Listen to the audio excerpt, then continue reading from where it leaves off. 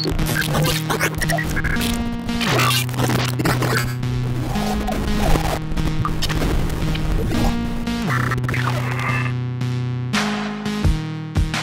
à tous, c'est Julien Ponce, bienvenue dans cette vidéo. On va voir quels sont les 10 trucs à faire quand on est sur Ubuntu et qu'on veut faire de la retouche photo. Alors c'est délicat de parler de Linux sans vraiment savoir quel est votre niveau et où vous vous situez, ce que vous attendez un peu de ce type de vidéo. J'ai décidé de bien reprendre les vidéos sur la playlist Carnet du Geek, donc je m'adresse à un public assez geek, d'où le titre Carnet du Geek Nerdy. Il y a aussi une autre playlist qui s'appelle Carnet du Geek Gaming. Donc vous savez que je fais des tutos sur la retouche photo, sur la photo numérique, sur le Creative Cloud, mais aussi des logiciels alternatifs. Vous devez peut-être connaître mes formations premium sur tuto.com. J'ai aussi fait des vidéos sur voilà, les alternatives, Luminar, Affinity, Darktable, GIMP, etc. etc. Et là aujourd'hui j'ai trouvé intéressant de m'adresser à ceux qui ont installé Linux, par curiosité ou parce qu'ils sont déjà assez convaincus, et qui, que ce soit un public ou l'autre, veulent voir un peu comment on peut faire de la retouche photo numérique sur un environnement Linux. Beaucoup des logiciels qui sont d'ailleurs installés ici, dans cette vidéo, ont leur pendant, leur version Windows ou macOS. Donc par exemple RAWtherapy, Darktable, Krita, GIMP sont des logiciels qui sont tout à fait disponibles pour Windows et pour macOS. Mais là vraiment c'est en gros, voilà, j'ai envie d'essayer Linux en tant que photographe pour faire de ma retouche numérique, mais je sais pas par où commencer. Alors malheureusement cette vidéo c'est pas un tuto pour installer Linux et vous apprendre les bases, parce que sinon il faudrait faire une vidéo beaucoup plus grande. Donc je vais quand même donner quelques bases, mais c'est pas non plus une formation aux bases de Linux en général, surtout qu'en plus qui dit Linux dit différentes distributions. Donc là je prends Ubuntu parce que c'est, à mon sens, personnellement je trouve que c'est la plus simple pour ça, pour un public qui n'est pas forcément initié à Linux, c'est probablement la plus facile à appréhender. Si vous installez Arch comme votre première installation, comme votre première distribution Linux, à mon avis c'est un petit peu raide pour un public qui ne souhaite pas forcément se mettre à Linux plus que ça, voilà, qui part vraiment d'une utilisation utilisateur et pas développement enthousiaste, quoi, voilà. Donc en gros on va voir les choses les plus importantes. Vous venez d'installer Linux, normalement c'est assez simple, vous pouvez suivre, il y a plein de tutos sur le net. Et voilà, comment on fait maintenant pour retoucher des photos, qu'est-ce qu'il faut faire en gros, à quoi faut-il penser. Alors hop, je vais ici minimiser ça puisque c'est mon affichage d'OBS pour mon retour. Normalement vous ne devriez pas le voir puisque la caméra passe devant. J'ai mis un aide-mémoire ici pour les commandes que je vais remettre dans la description en bas. Donc comme ça vous avez l'historique de tout ce que je tape. Moi en plus il y a plein de trucs que j'ai déjà installés, donc je vais vous les montrer, mais je vais pas les retaper parce que ça sert à rien. Et puis voilà, on va faire ça en 10 étapes et essayer d'avoir le meilleur des outils de retouche et le plus rapidement possible. C'est parti. Alors, premier truc à faire quand on vient d'installer, mettre à jour. Alors comment on met à jour? Alors il y a plusieurs façons. Donc déjà quand on tape la touche, j'ai tapé sur Win là, donc la touche Windows, ou commande si vous avez un clavier Mac. Et si on tape mise, voilà, ici on va trouver un truc qui s'appelle logiciel et c'est caché, qui s'appelle logiciel et mise à jour. Donc voilà, je vais vous l'afficher en grand si je peux sur la partie gauche, tac, voilà. Et donc là on a logiciel Ubuntu, ça dit quels sont les dépôts, qu'est-ce qui sert de base de données à cet outil pour savoir qu'est-ce qu'il peut mettre à jour. Et on a ici en anglais mise à jour. Donc là il vous donne la fréquence, etc. Et je vais vous donner aussi la ligne de commande qui est équivalent. Et surtout le premier truc à faire selon moi, c'est si vous avez une carte Nvidia, d'activer le driver propriétaire, puisque le driver de la communauté, je salue les efforts, surtout qu'évidemment on n'a pas les sources, parce que Nvidia n'ouvre pas sa plateforme, ne documente pas son matériel, contrairement à AMD, mais si vous voulez les meilleures performances sur Nvidia, il faut installer le driver propriétaire. Sur AMD la situation est un petit peu différente, puisque le driver open source est de très bonne qualité dans les jeux, dans les autres types d'applications. Attention par contre pour OpenCL, il me semble, je ne vais pas dire de bêtises, hein, j'ai pas de carte AMD aujourd'hui, je dois en recevoir une dans pas longtemps pour faire des tests, je dois recevoir une Vega 64. Il me semble que l'OpenCL dans Darktable nécessite de prendre une librairie qui est fournie avec le driver propriétaire AMD, même si on utilise le driver open source. Il y a un micmac à faire de ce genre avec un petit lien symbolique. Voilà. Le plus simple à mon sens c'est d'avoir une carte Nvidia quand on est débutant sur Linux. parce qu'on met le driver propriétaire, on réfléchit pas, tout marche. CUDA, OpenCL, tout roule. Il suffit juste d'installer 2 petits packages, on va en parler tout à l'heure, et ça roule. Alors pour la mise à jour, comment on fait? Donc sudo c'est pour prendre les privilèges super utilisateurs, et on lui dit de faire update. Donc update, contrairement à ce que ça vous laisse croire, ça va aller checker tous les dépôts. Moi j'en ai rajouté plusieurs, et ça va voir s'il y a des paquets qui sont plus récents sur le dépôt que sur votre système. Et si c'est le cas, il va faire la mise à jour.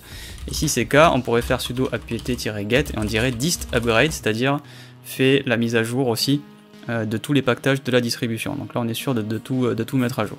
Ok, donc ça ce serait les premières commandes à faire, mettre à jour les drivers et mettre à jour le système. Alors deuxième étape, customiser un petit peu son environnement. Peut-être pour certains ce sera l'occasion de le faire ressembler à Windows ou à Mac, même si moi je vous conseille de vous habituer plutôt à l'environnement Ubuntu. Donc ici j'ai fait quelques petites transformations déjà, donc déjà j'ai installé des extensions, notamment celle-ci, qui permet, vous voyez, d'enlever le dock et de le mettre dans la barre en bas, ça ressemble un petit peu plus à Windows déjà. Alors comment on installe ce truc? Vous voyez qu'en plus ça passe par le navigateur, c'est quand même plutôt cool.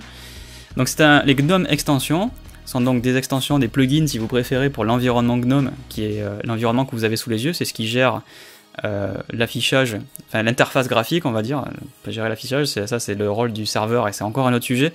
Comment on fait pour installer ce truc? En fait dans le logiciel, dans l'application qui s'appelle logiciel, il y a toute une série de trucs qu'on peut installer et qui permettent de faire le lien. Et il faut d'abord installer le Chrome GNOME Shell qui va permettre en fait d'installer des extensions et d'avoir la possibilité d'installer ces extensions via le navigateur.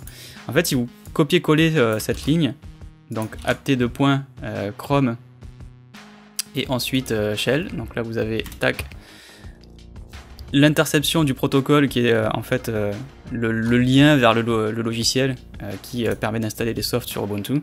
Ici il me dit que je l'ai déjà installé, mais en gros ce que ça fait c'est que ça ouvre ce truc et ça va vous installer Chrome GNOME Shell, et une fois que c'est fait vous pouvez aller sur extension.gnome.org et installer des extensions. Donc vous allez sur extension, on va en voir plein. Vous pouvez faire des recherches évidemment, voilà, il y a plein de trucs. Donc moi je vous montre celle que j'ai installée. Donc j'ai installé Dash2Panel qui est donc le truc qui transforme le dock en ligne en bas. J'ai installé OpenWeather qui me permet d'avoir en bas, en un clic, la météo. Pourquoi diable je ferai ça? Parce que là par exemple, alors vous aurez la caméra au-dessus, mais moi là dans OBS j'ai un retour que vous voyez pas parce qu'il est caché, ça me permet de voir la lumière, j'ai la fenêtre qui est là-bas, et le fait d'avoir la météo en temps réel, ça me permet de savoir à l'heure près, est-ce que je vais pouvoir enregistrer, parce que s'il fait couvert par rapport à s'il fait soleil, c'est pas du tout la même lumière pour filmer ou pour prendre des photos, donc évidemment c'est important. Donc je vous laisse explorer ça. J'ai aussi rajouté Place Status Indicator qui me permet d'avoir les emplacements avec voilà, juste un raccourci pour les emplacements des disques durs externes, des dossiers, etc. Donc ces trucs-là sont vraiment importants. Et ensuite le GNOME Tweak Tool, pareil, on copie apt, on colle, et ça ouvre voilà, le logiciel. Ça s'appelle juste logiciel, hein. Je sais que c'est un peu troublant. Donc l'App Store de Ubuntu si vous préférez. Et donc là-dedans on peut installer le GNOME Tweak Tool. Et GNOME Tweak Tool, ça ressemble à ça. Voilà, et ça me permet de customiser plein de trucs là aussi. Pour les fenêtres, les polices, il y en a un truc intéressant, c'est dans police on a le facteur de mise à l'échelle. Puisque ici j'utilise un écran en 3840 par 2160, donc en Ultra HD, ça me permet de gérer le scaling de l'interface. Donc sur Windows vous avez la même chose pour personnaliser, pour faire un affichage à 125%. Alors sous Linux, l'état de l'art des applications, en gros du scaling haute densité, IDPI, le Retina si vous préférez en termes Apple, c'est pas encore ça, ça vient, mais il y a beaucoup de choses qui se mettent pas à l'échelle correctement. Tout ce qui est GNOME évidemment c'est prévu pour de base, mais tous les logiciels tiers se mettent pas forcément bien à l'échelle. Mais voilà, été 2018, au moment où j'enregistre cette vidéo, c'est quand même super utilisable. C'est rare de rencontrer une application qui est complètement à la pêche avec des trucs tout petits parce que le scaling n'est pas supporté. Donc Darktable, GIMP, Krita, Rotherapy, FileZilla, VLC, tous les trucs de tous les jours, Slack, Skype, enfin en gros tout ce que j'ai dans ma barre en bas. Spotify par contre n'est pas supporté. Vous voyez que les trucs sont tout petits. Donc le scaling il y est pas là, donc c'est vraiment pas mis à l'échelle, donc c'est tout petit. C'est à peu près un des seuls trucs que j'ai pas vu. Hein. Et pour Firefox, en fait, l'astuce c'est que j'ai utilisé une extension ici. Est-ce que je peux arriver à l'afficher? Donc cette extension, elle s'appelle... Je sais même plus comment elle s'appelle. C'est module complémentaire, je vais vous dire ça tout de suite. Elle s'appelle ZoomPage WE. et ça permet en fait de définir un niveau de zoom par défaut sur les sites web, parce que par défaut ça démarre à 100% et du coup c'est assez petit. Du coup moi je mets tous mes sites à 120% et ça rend le truc un peu plus lisible. Donc voilà, au niveau scaling c'est pas méga ultra super propre, c'est pas comme sur Mac, faut avouer que macOS quand même le scaling ils l'ont depuis Mountain Lion, depuis 2012, les premiers MacBook Pro Retina, c'est eux qui ont lancé la voie avec ça, on peut pas leur enlever quand même si je suis vraiment pas fanboy Apple, vous le savez. Donc c'est vraiment un système macOS qui fait ça depuis très longtemps. Sur Linux, et Windows avait mis du temps aussi à s'y mettre, mais maintenant c'est quand même plutôt cool. Et Linux rattrape son retard, et nul doute qu'à mon avis, il y a encore une paire d'années.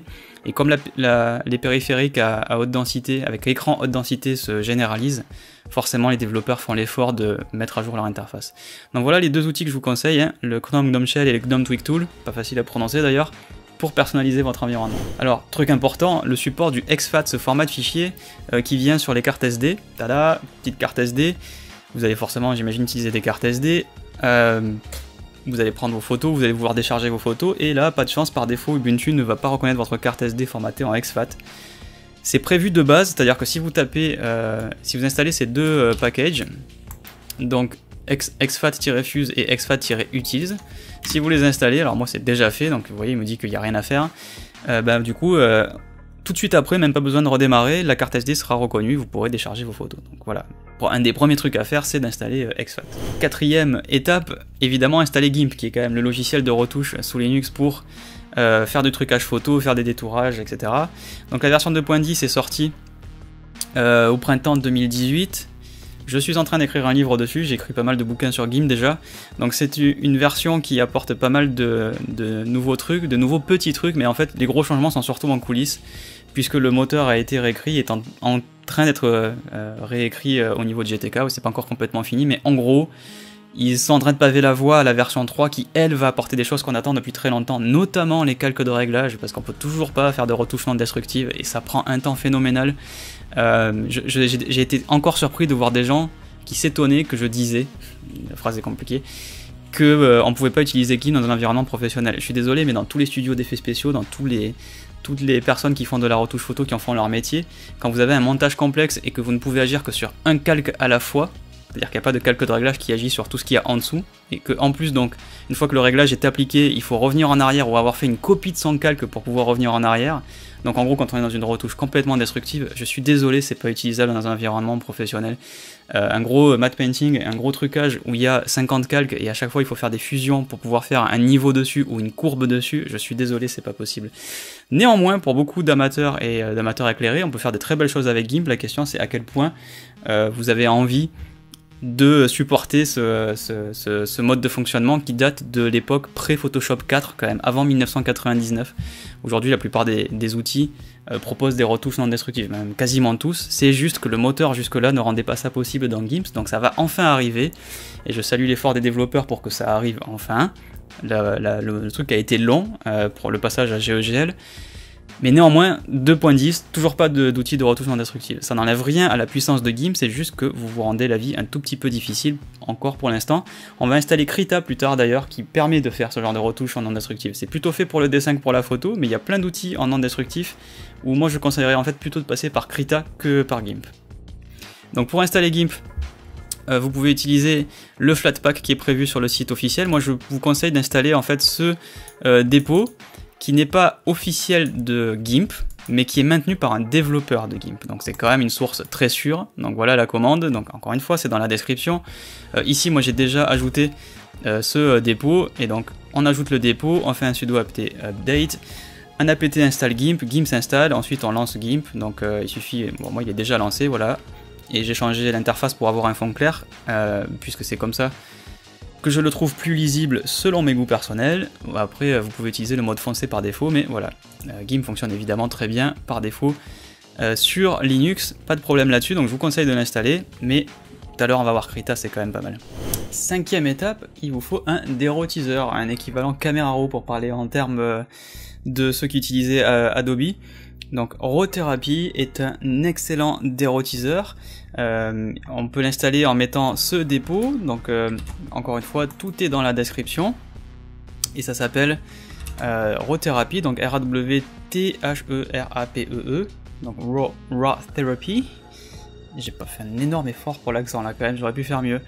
Je vous montre à quoi ça ressemble beaucoup à Camera Raw, mais c'est plus puissant pour la dérotisation, c'est moins puissant dans le sens où il n'y a pas de retouche locale, on peut pas les peindre des masques, mais pour ça on peut utiliser Darktable qu'on va installer juste après. Il est vraiment très bien foutu, très puissant, rapide, performant, enfin moi j'adore. C'est juste que assez souvent j'ai besoin aussi à cette étape de faire des retouches locales, c'est-à-dire de venir peindre un truc. C'est vraiment dommage de ne pas avoir l'équivalent du pinceau par exemple de Camera Raw dans RAW, j'imagine que ça viendra un jour. Mais en attendant, pour faire des retouches globales sur la photo, débruiter, ajuster la netteté, faire évidemment des retouches d'exposition, etc. C'est vraiment excellent. Donc je vous conseille absolument d'essayer. Dans tous les cas, essayez-le avant de vous faire un avis. Mais juste derrière, on installe Darktable. Donc je pense que pour tous ceux qui utilisent Lightroom, ce sera le plus simple. Mais s'il vous plaît, donnez une chance à RAW, c'est vraiment excellent. Sixième étape, Darktable, donc forcément suite logique après RAW. Donc là aussi on va installer un dépôt.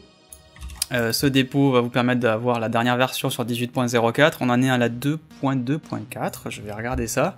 Je me souviens plus, voilà, 2.4.4. C'est vrai que la 2.4 est sortie à Noël dernier, c'était la version majeure.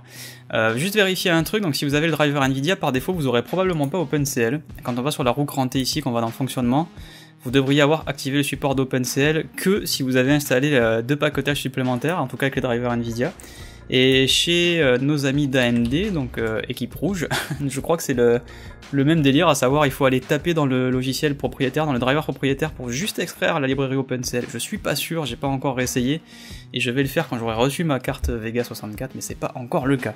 Donc pour tester, vous pouvez faire Darktable-CL test. Une fois qu'il est installé, je me suis planté là par contre, est-ce que j'ai fait Darktable-CL test? Pourquoi? Ouais, j'ai tapé Darktable, ouais, forcément ça marchera pas. Donc Darktable-CL test, et vous voyez que voilà, toutes les extensions OpenCL ont été chargées avec succès, la carte a été reconnue, on va le voir là, hop, ici, voilà. Donc le moteur OpenCL avec tous les unités de codage sont dispo, et donc forcément ça va accélérer énormément. Il y a une grosse différence quand même dans Darktable quand on utilise OpenCL, donc je vous invite à le checker. Donc pour que ce soit compatible avec votre driver Nvidia qu'on a installé à l'étape 1, vous tapez ça, c'est-à-dire qu'on va installer le paquetage Nvidia-OpenCL-dev qui va donc, une fois qu'il sera installé, vous redémarrez Darktable et boum, OpenCL est dispo avec votre carte Nvidia. C'est pour ça que je préfère Nvidia sous Linux, c'est que c'est quand même pratique. Même si le driver offre pas des performances de fou dans les jeux, que Nvidia évidemment ne documente pas du tout son architecture, bon voilà, par rapport à la philosophie du libre, c'est évidemment pas ça, mais c'est la solution de confort quand on veut avoir CUDA et OpenCL, une carte Nvidia, on installe 3 packages, on va en installer d'autres juste après, et on a CUDA et OpenCL qui marchent comme dans un rêve quoi. Voilà, donc pour bosser, faut avouer que c'est quand même pratique. On va continuer, on va en parler juste après. Septième étape, donc on enchaîne avec Blender, donc si vous faites de la 3D, il y a plein de softs qui sont présents, y compris des softs très pro, notamment Maya évidemment, qui est utilisé dans l'industrie des effets spéciaux, qui est le standard dans les effets spéciaux, on n'utilise pas Blender. Blender est utilisé dans des prods hollywoodiennes, mais c'est un outil qui se greffe à, alors que l'essentiel le heavy workload comme on dit va être fait dans Maya, le gros des trucs va être fait dans Maya. Néanmoins Blender est un excellent logiciel polyvalent pour modéliser, animer, riguer, texturer, faire du compositing, même du montage vidéo si vous voulez, même si c'est pas vraiment ce que je conseillerais pour faire du montage vidéo, mais il peut le faire quand même, donc c'est vraiment une pièce de technologie logicielle qui est vraiment incroyable.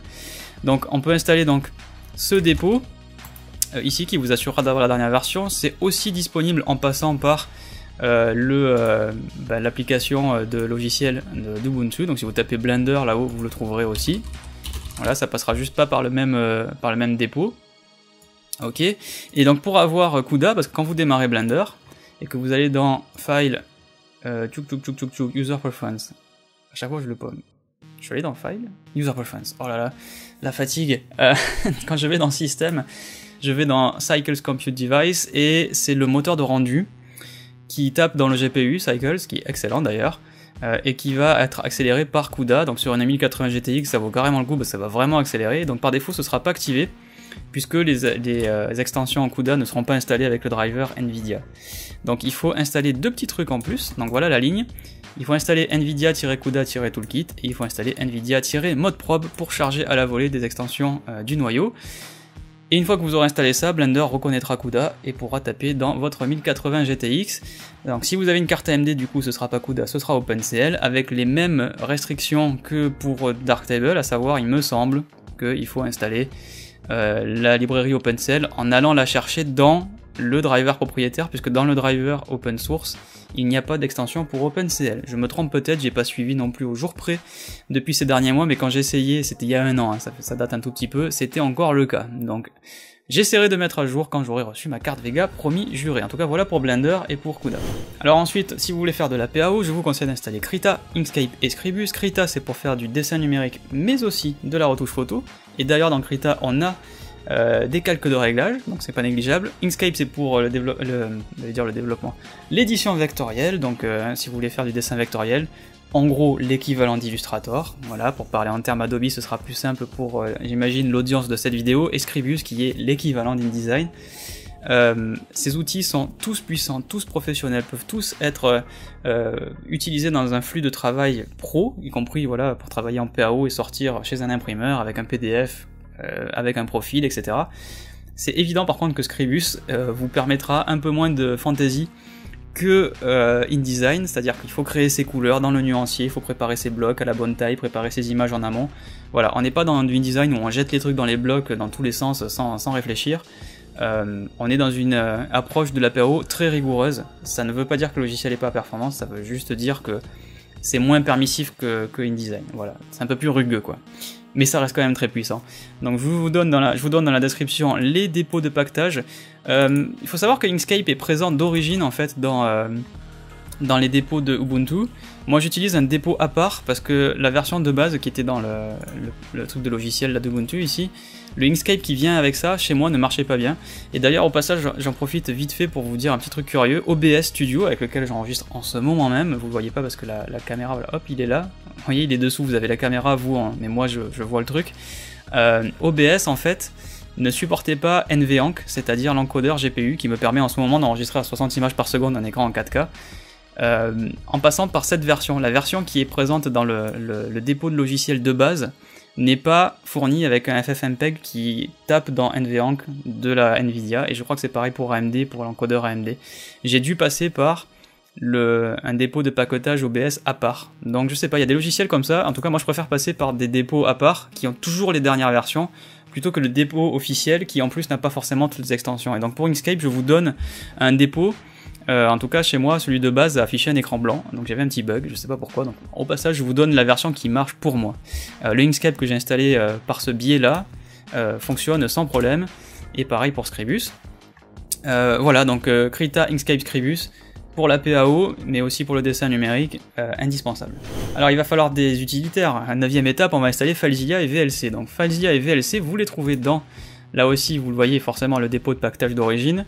Moi j'ai installé en plus, toujours dans la même logique, un dépôt pour VLC, et j'ai installé la version Qt Wayland 5. Donc en gros ça permet de faire le lien avec les applications qui sont développées en Qt, pour le nouveau serveur d'affichage d'Ubuntu 18.04 qui s'appelle Wayland. C'était une nouvelle technologie, on ne passe plus par l'ancien serveur qui s'appelait Xorg.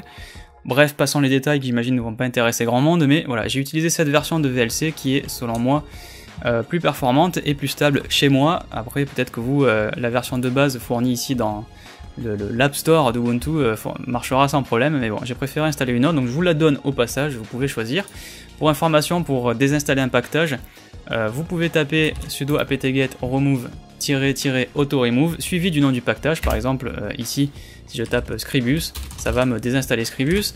Vous pouvez évidemment passer par ici l'onglet installer de l'application qui gère vos applications sur Ubuntu pour désinstaller le logiciel. Voilà, vous avez le bouton supprimer qui désinstalle l'application. Donc on peut le faire dans le terminal, mais on peut le faire aussi évidemment dans l'interface graphique.